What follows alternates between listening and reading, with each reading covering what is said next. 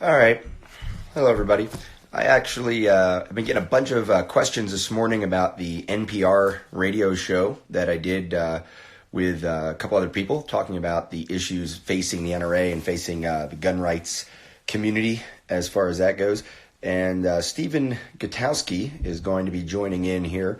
We just wanted to talk kind of from our different perspectives, definitely off the cuff, unrehearsed. We're going to talk about why we, what our experience was like doing that show this morning. And then I guess the topic we said, people are asking us, why are we engaging with the liberal media, the dreaded liberal media, the NPR? To be fair, NPR definitely leans politically left, but they've covered the firearms issue relatively neutrally, at least I think as fairly as any one thing that would be considered mainstream media could be considered. And I've been on some of the NPR shows before. Several other people inside of the community have. Okay, so I see that Stephen has joined. Hopefully he's going to give me a request to jump in here pretty soon, and we'll get started with a little bit of a back and forth. Like I said, I've done a fair amount of liberal media stuff before. I've done NPR shows, particularly. Here it comes. Give me the request.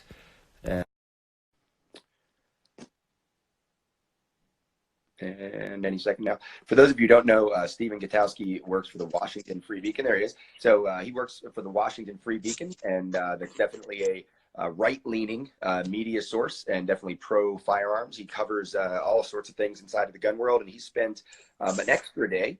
He stayed all the way through the Monday for the board meeting to try to get as much information as he could, and he's been doing a great job of sharing facts and not always pleasant facts, some hard truths coming out for the gun rights community. So we were invited to go join this NPR show On Point. The primary guest, I think it's fair to say the primary guest was a guy named Mike Spies, who is based up in New York. He is the guy who has written for The Trace and who wrote the what I've referred to as a scathing article, a really article that really exposed some somewhat staggering numbers, especially if you haven't been following some of the concerns about the way the NRA spends money. That article came out in the New Yorker, I don't know, probably about 10 days ago now, right up before the convention. It was on the topic, on a topic on a lot of people's minds.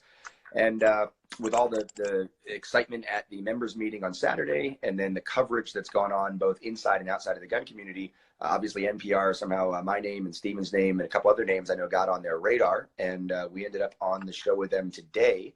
And I generally never say no to media. I don't think it's the right policy. I think the idea that they may trap you, they may twist your words, they may misquote you, that's fine. I'd rather they misquote me and I have to explain it, or misrepresent the context of something I said and I have the opportunity to explain it, than they go grab somebody else who maybe isn't as invested or isn't as well informed on the topic that they asked me to talk about. Now, if they ask me to talk about a topic I'm not informed on, obviously I refer to them as someone else that I know in the gun community who's articulate and willing to put themselves out there. Stephen, you put yourself out there. What was your thought on why say yes to the liberal media? Yeah, no, I mean, I think that's a great question. I think it's a fair question too, right?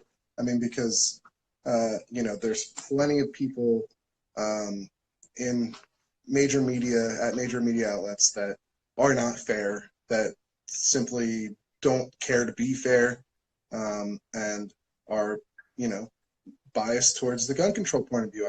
That's a fair point to make. But at the same time, to me, in my experience as a reporter, I also find that most reporters want to get the story right, and they want to be fair, and they want to hear from both sides if possible. And so I think the best approach is to engage whenever you can. Be careful, be cautious about the setup and who you're talking to, but engage if you can. And this is something that I tell gun rights activists whenever I can. When I speak at GRPC, this is the message that I give, because I think that that's the most prudent thing that you can do. I think, otherwise your voice won't be represented at all. And oftentimes, if a reporter may be trying to be fair and they're simply uninformed on an issue, and if you don't help them, if you don't talk to them, they're not going to be able to represent the gun rights side of things.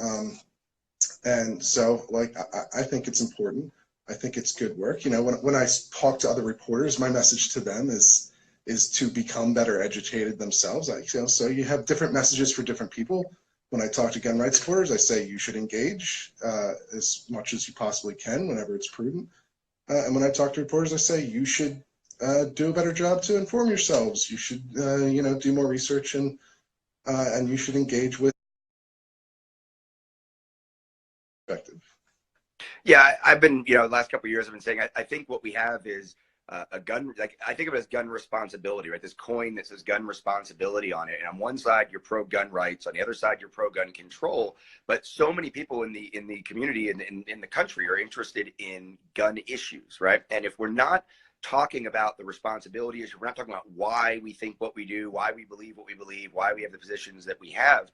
I think we get stuck in that echo chamber. And some of the comments here on the live feed are talking about that, this idea that we do need to branch out, we do need to spread our message, and we need to hear what the other side is saying very realistically as well. I even have several times invited I would definitely consider pro gun control leaning people out to the range. Come out and take a class, and not watch, not shoot, not private. Literally jump into a class and put a hat on and put a big nose, fake glasses, whatever you want to do.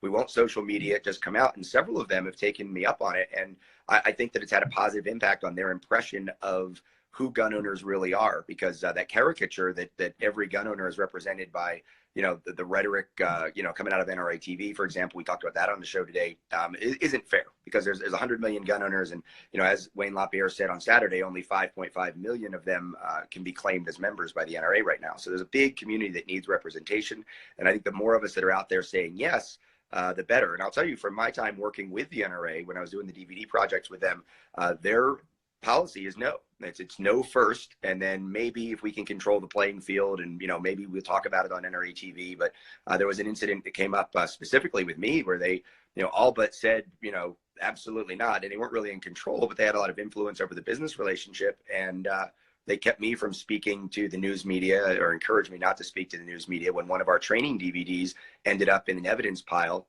in a murder case, and to explain and defend why firearms instructors put out the information they do, why I put out the information I do, knowing that it's going to go to the greater good, wasn't a message they were interested in spreading, for fear that, it might get used against us. Just don't talk about it. It'll go away. It'll be out of the news in 24 hours.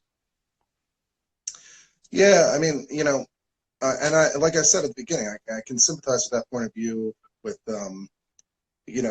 what makes people want to disengage from reporters at large, and sort of avoid speaking with liberal outlets that tend to have a liberal editorial point of view, and I'm sure that many people have been burned by reporters who are not on the up and up, or they're not interested in fairness or learning. But at the same time, this NPR interview that we just did, if I hadn't done this interview, the perspective of a lot of NRA members, including even the leadership, I think I did a fair job of representing at least what their point of view and argument would be. That would have been lost. There wouldn't have been anyone there to explain something other than what the guy from the Trace was saying. Not that there's anything wrong with him, but he obviously had a point of view that was very critical of the NRA, and you had a point of view that represents a certain faction of NRA members that want to see changes done.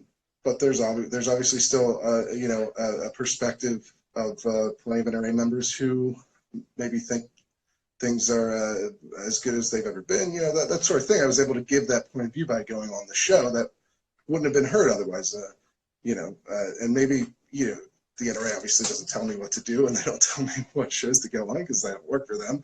But, I'm sure there's a faction there that would have said, if they had given me advice, would have said, don't do this. This is a bad idea. NPR is not fair, and they're not going to give you a fair shake. And, I think, well, like I said, there's legitimate, I understand the reasoning behind that. At the same time, I think it's better off to go on and try to present your point of view, or in my case, try to present, a full spectrum of ideas that are on this topic, because there are a lot of different points of view here. And I think that anyone listening to that program was better off having heard it. Absolutely. And I think there are, like I said, there are a lot of people who are interested. Even the callers sort of went on both sides. There were callers that were very pro current NRA. There were callers that were anti NRA. There were callers that were previously pro NRA that are frustrated with the current strategies and the system that's in place there, which is certainly where I put myself. But I do think they did a fair job of really trying to bring the voices out, and obviously just even reaching out to us and proves that they're not interested in just that echo chamber approach. So good. Well, I appreciate you. I know you got lunch and I got to go catch a flight. I'm going back out on the tour to go teach up in New Hampshire tomorrow. But I appreciate you jumping on. I thought it'd be good, and I'm going to save this and we'll repost it and put it out there and make sure you understand that, personally, I think it's part of the responsibility of an articulate and educated gun owner that really cares about our rights to get out there and advocate. It's a big part of our message with Second Amendment organization, 2AO.org. In the blog, we have some advice for people who are interested in doing grassroots work. Stephen, where can people check out your stuff? Where's the easiest place to find it? Is it freebeacon.com or? Yeah, freebeacon.com. My Twitter is at Stephen Gutowski, or here on Instagram, relatively new to Instagram, so people should follow me here. But yeah, freebeacon.com is where all my reports, all my pieces get published. So, and it's not just about the NRA. There's all sorts of gun-related pieces that I write. Right, So and you're obviously a very thorough and fair guy as far as your reporting goes, and that came across in all my interactions with you. We've done some stuff before, but just following your stuff, it's clear that obviously you're pro-gun, obviously you're pro-Second Amendment. I think in your heart you're certainly pro-NRA, even if you're not outwardly pro-NRA. I don't know that you get into that much, and they tried to pull some of your personal opinion out on the show, but the reality is I try to avoid. Yeah, there are things that need to be talked about, and as a journalist, regardless of what direction your main outlet leans, or you personally lean, I think you've done a great job of being fair and honest. So thank you. Well, thank you. That's what I go for. So appreciate it. Perfect. All right, thanks for everybody for tuning in. I saw a whole bunch of people saying hi, but I was focused on what Stephen was saying. So hi to everybody, and thanks a lot. We'll see you guys on the internet.